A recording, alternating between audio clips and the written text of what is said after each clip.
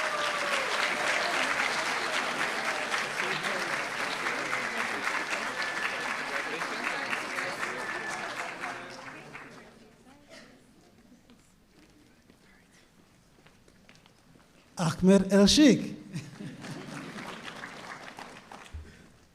Sharday Turner.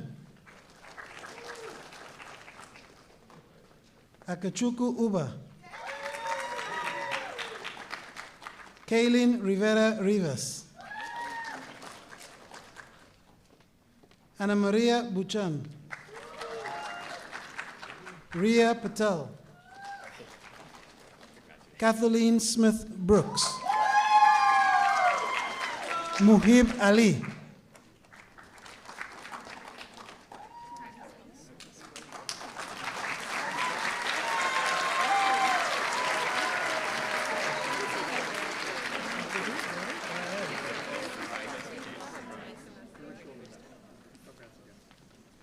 Akriti Gupta.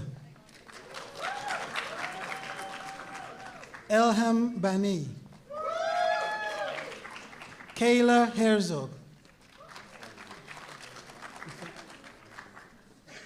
Ifaini Nyodo. Ronnie Elasadani. Daria Lehevardi. Valentina Butrago.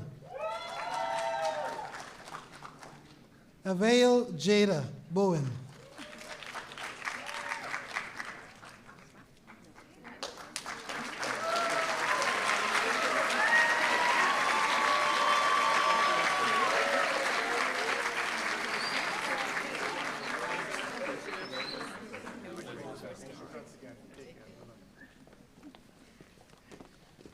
Marwa Azami.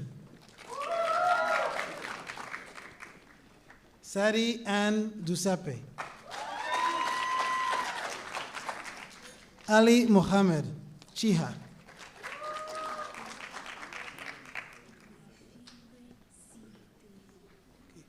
Refilwe Site.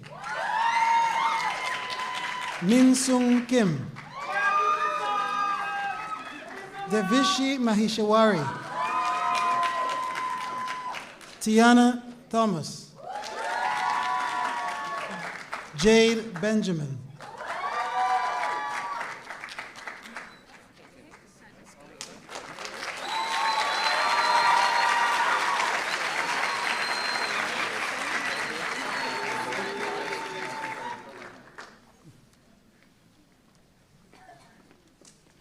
Sureen Manpool.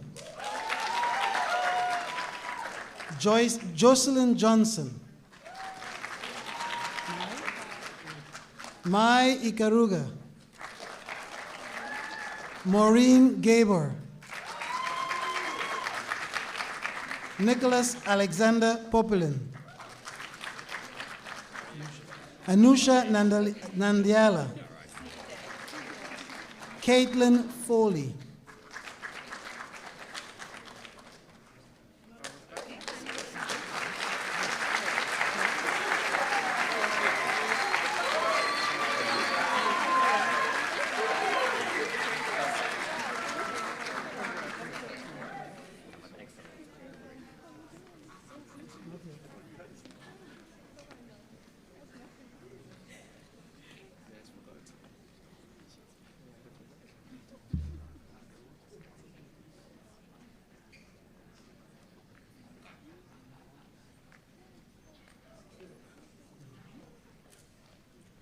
Musa Netbolang.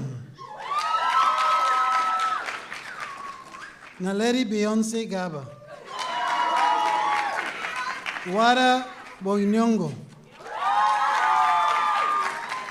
Liatele Sorinyani. Nuna Tamaklo. Tasha Farokson.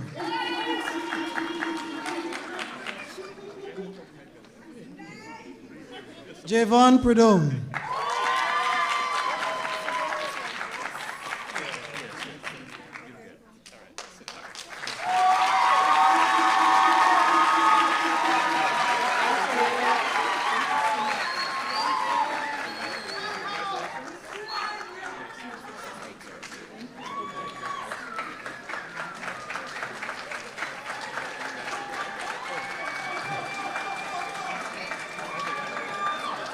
I would like to thank the faculty from the School of Medicine for their assistance with the coating of the students.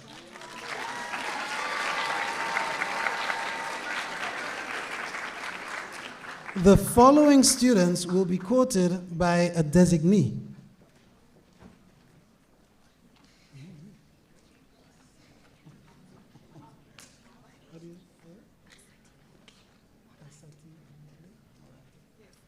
Baseti Botle Morake, quoted by Dr. Venita Ramnuth, mentor.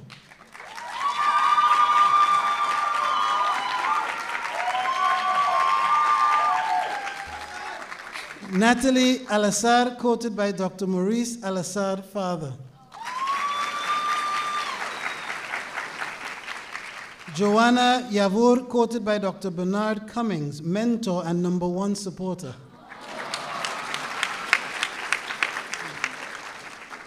Niket Toomer, quoted by Dr. Vijay Toomer, father.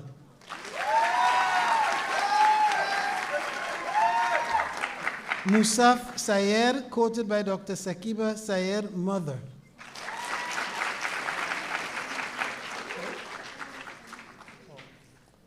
Gabriela Jelfs, quoted by Dr. Aisha Jelfs, mother. Vincente Garcia, quoted by Dr. Tyson Wesse, family friend.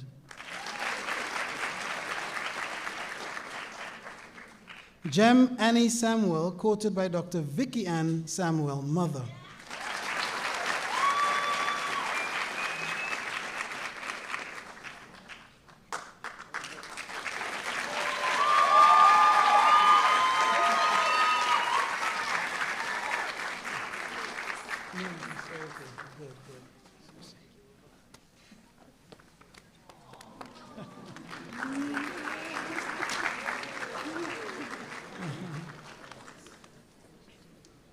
Well, we know.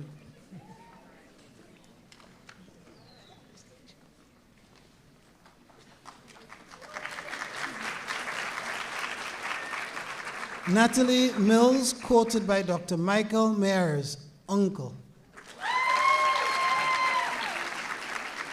Mariah Lynn Dadson, quoted by Dr. Jesse Dadson, father. Ryan Gregorian, quoted by Dr. Ruben Gregorian, father. Rian Singh, quoted by Dr. Hari Krishna Singh, father. Laura Ramirez Lombana, quoted by Dr. Valeria Ramirez Lombana y Dr. Alexander Ruiz, sister and boyfriend.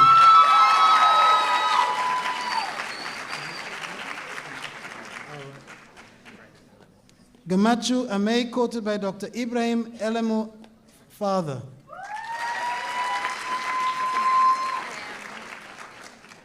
Darren Belot, quoted by Dr. Edward Belot, father. Marin Janie Joseph, quoted by Dr.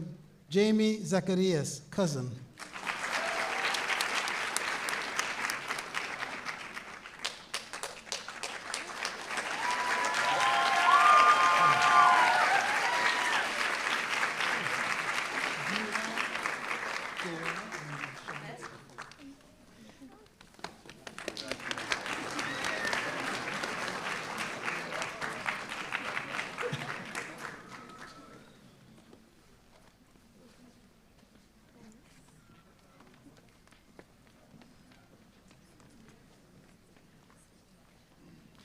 Jane Duar, quoted by Dr. Shawnette Sadler, cousin.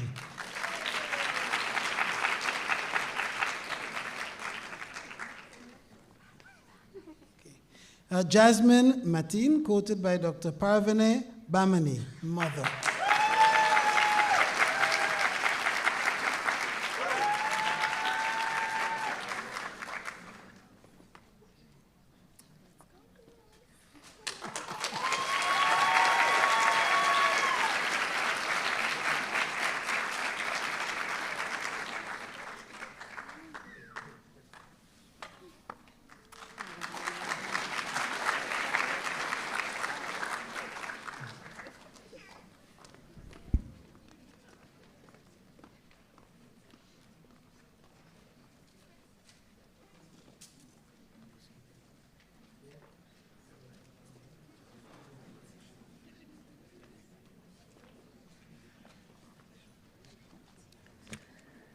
It makes me so happy to see all of you guys here with your white coats. And so again, I would like to extend my congratulations to the class of 2029.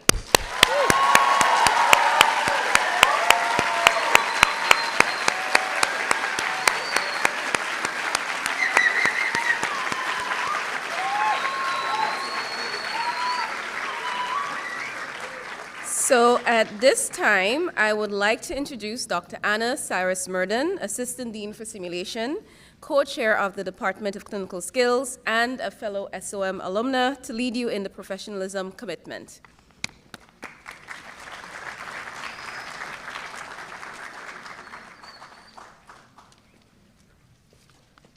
Good afternoon. Wow. All right, so before we begin, let's tap into one of the H's described by Dr. Clunas on his Goal Humanism checklist. Maybe two, we'll tap into two. One is happiness, and the next one is humor. They say after three, people get low in energy, so I need you to dig deep, all right? If you're happy and you know it, say good afternoon. Good afternoon. One more time. If you're happy and you know it, say good afternoon. Good afternoon. That's more like it. So I have, I think, the best task of sealing the deal. So this time ask you to please stand the class of 2029 and recite aloud with me the professional commitment, which is located to the front of your program. I'm also going to invite all the other physicians in the room to please stand and assist us. This commitment was written by a student task force in 1995 and later revised in 2024 and has been recited at each of our School of Medicine white coat ceremonies. So it's a big deal. It's kind of like a marriage vow, except you don't have cake, but you have a lot of late nights, so. Are you ready? Let's go. Today is the beginning of my medical education and training as a physician. I acknowledge my responsibility to continue the pursuit of knowledge and understanding while recognizing the limits of my abilities and seeking assistance when necessary. I am entering training for a noble profession in which my interests must always be subservient to those who may seek my assistance. I must be ever conscious of the value of my fellow healthcare professionals and treat them with respect at all times. My classmates at St. George's University are now my colleagues, and I owe to them the same support and encouragement to achieve their goals as I hope to receive from them. I will work alongside my colleagues and professors with tolerance, compassion, honesty, and cultural humility. I will treat all members of St. George's University Committee and with equity, regardless of rank, as I will do all my future patients. I acknowledge my obligation to adhere to the University Honor Code and to conduct myself with integrity and in an ethical manner at all times henceforward. Taking full responsibility of my choices and actions, I shall do all within my power to show in myself an example of all that is honorable and good throughout my medical career. It is a privilege to have been given the opportunity to become a physician. May I be ever conscious of that privilege and never abuse it. Congratulations to the class of 2025. Congratulations, congratulations. Please be seated.